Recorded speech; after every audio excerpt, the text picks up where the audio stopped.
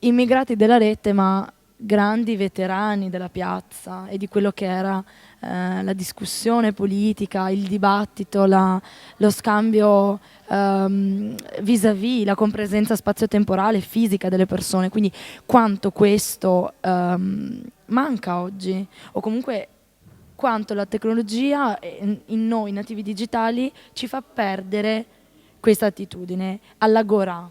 Quindi l'internet può veramente essere considerata una piazza virtuale oppure no? Ah, non è, no, il discorso è questo, vede? Noi siamo partiti, come lei dice, almeno io per esempio, per prendere un po' il mio esempio, nel senso che io a 18 anni ho scoperto la piazza, i movimenti studenteschi e cose di questo genere. Quindi ho avuto quel tipo di socializzazione alla politica che poi mi ha portato a fare un determinato tipo di scelte. Ma è anche vero che i movimenti collettivi hanno un ciclo, nel senso partono e crescono nel giro di 3 mesi, 6 mesi e poi c'è il cosiddetto riflusso, decrescono e quindi diventano una specie di fiumi carsici che scompaiono e a un certo punto ricompaiono in un'altra forma. Ecco, questo solo per darle un'idea.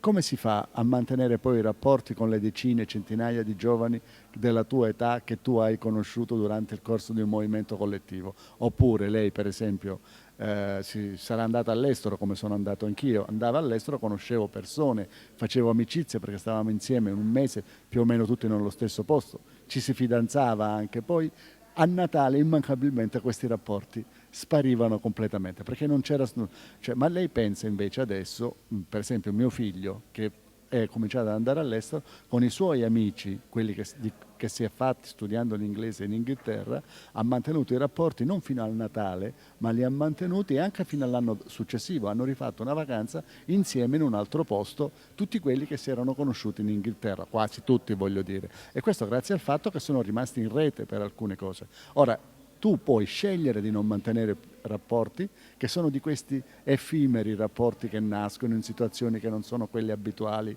che non sono quelli di socializzazione, che non sono legate al territorio, che sono stati effimeri per noi di sicuro.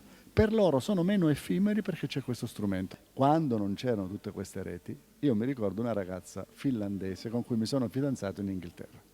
Siamo stati un mese insieme, quando ci siamo lasciati lei piangeva come una fontana e io non ero tanto lucido, devo dire la verità. Dopodiché io ho mantenuto i contatti con lei per lettera, sì, per tanto tempo.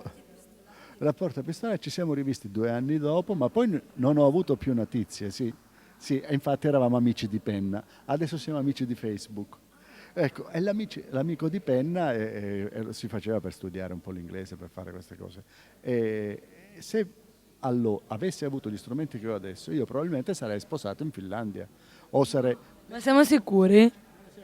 Io non guadagnavo abbastanza per permettermi un biglietto aereo ogni weekend per andare in Finlandia.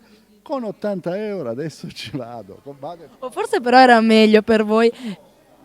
Mi costa molto di meno andare a Helsinki, andate e ritorno in aereo, un aereo low cost, che andare e tornare da Roma in Eurostar. In Eurostar. Quindi io, la fidanzata a Roma, in un certo periodo di tempo della mia vita ce l'ho avuta.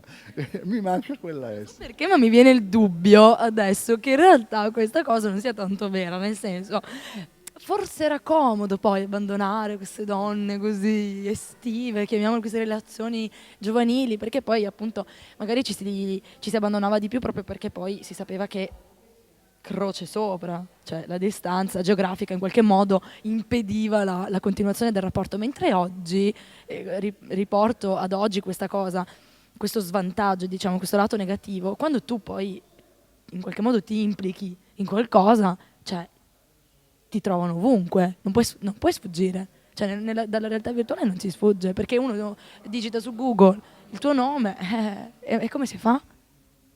Sì, però in effetti è anche vero che se digita il mio nome su Google ne trova 150 con il mio stesso nome. Anche perché io sono, aspetti, io sono in una rete di Giuseppe Gangemi che si chiamano tutti con lo stesso nome. Sono stato contattato e tutta la rete di tutti i Giuseppe Gangemi sostanzialmente siamo diventati amici di Facebook. Sì, poi questa idea, questa cosa delle donne che era meglio abbandonare perché erano queste cose qui.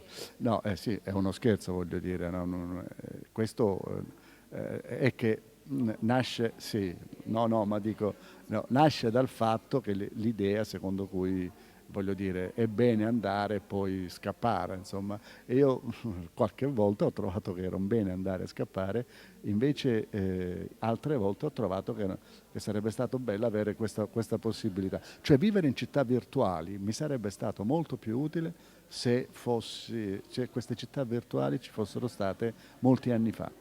Mi mancavano proprio, cioè mi mettevo a tavolino e non potevo realizzarle. Io penso che è più libero un giovane oggi che dice io posso farlo, ma potendo farlo posso anche decidere di non farlo.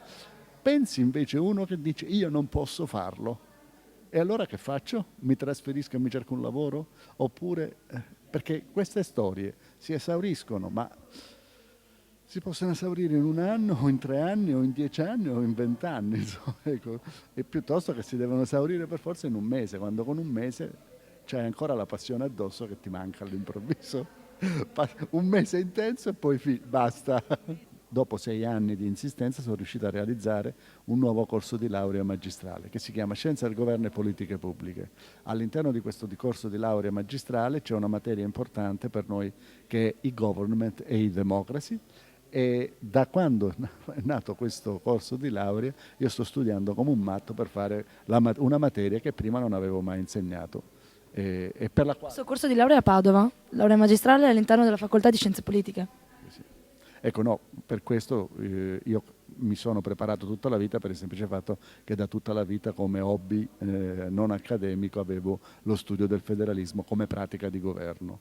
Ecco perché poi adesso mi sono sentito in condizione di poter realizzare questo corso di laurea, di proporlo e di farlo accettare dalla facoltà.